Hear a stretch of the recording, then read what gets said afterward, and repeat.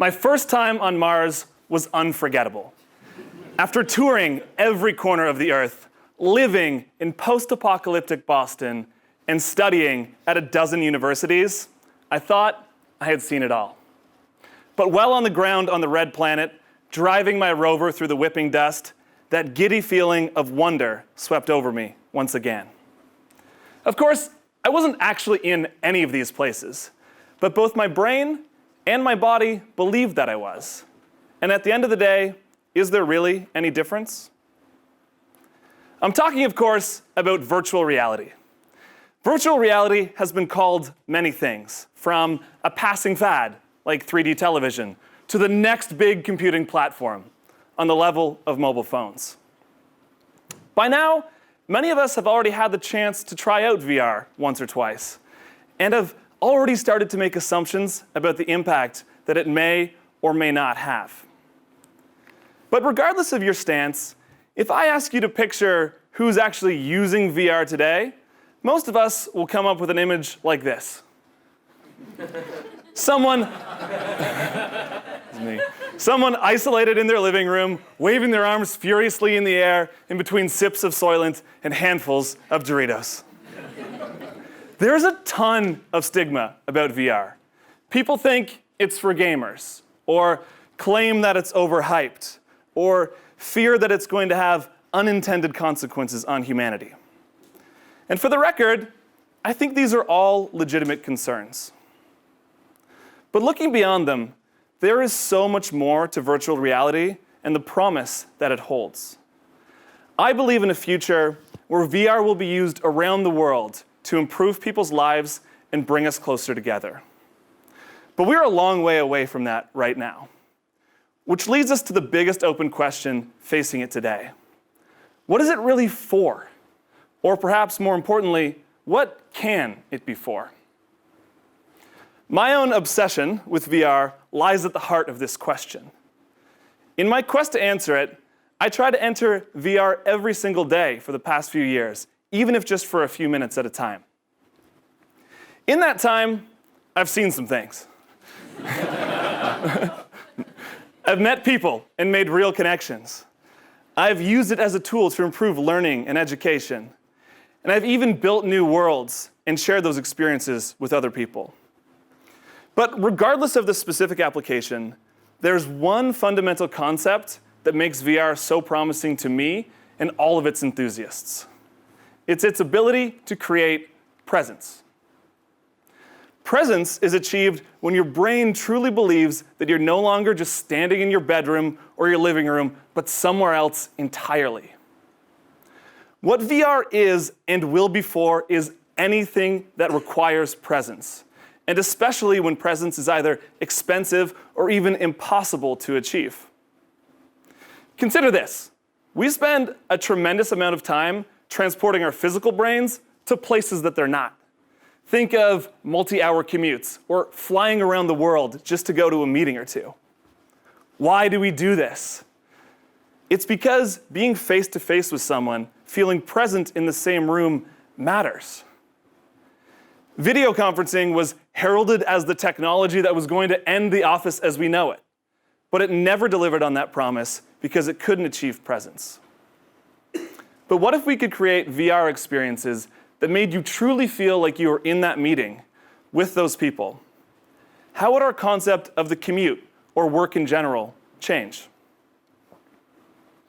Well, presence is foundational. What's even more exciting is what we can build on top of it. The research shows that when we're present in VR, it actually makes us feel like things are happening to us, as opposed to us just watching them happen to someone else.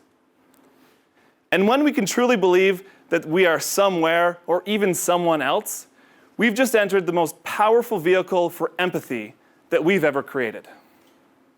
Now let's pause and reflect for a moment. Why did you all come here today to watch Low Keynotes instead of just catching it on YouTube later? It certainly can't be because of comfort.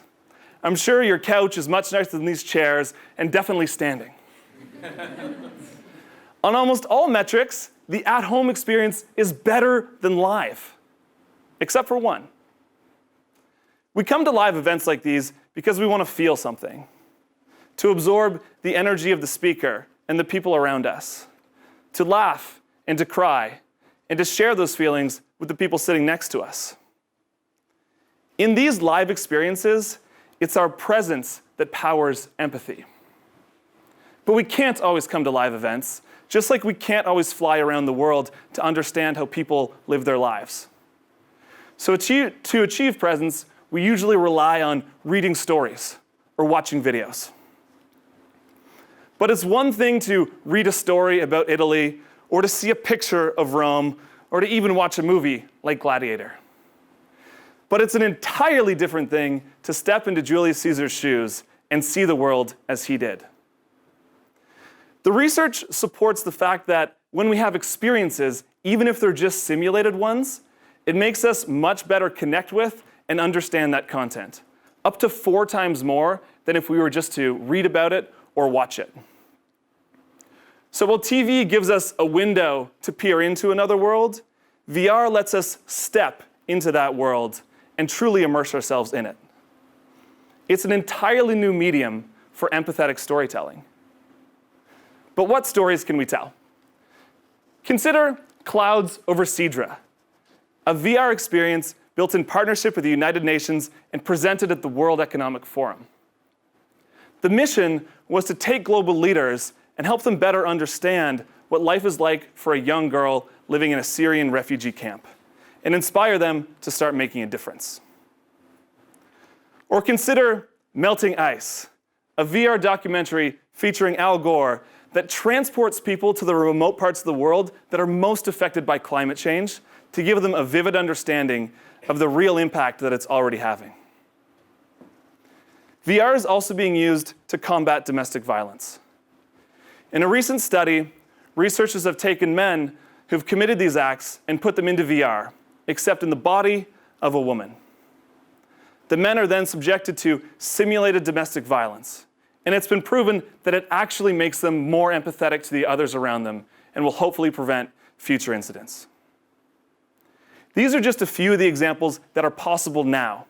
And every day, we're learning more about how we can use VR as a tool to reimagine empathy. Well, I'm clearly just a little bit obsessed about VR.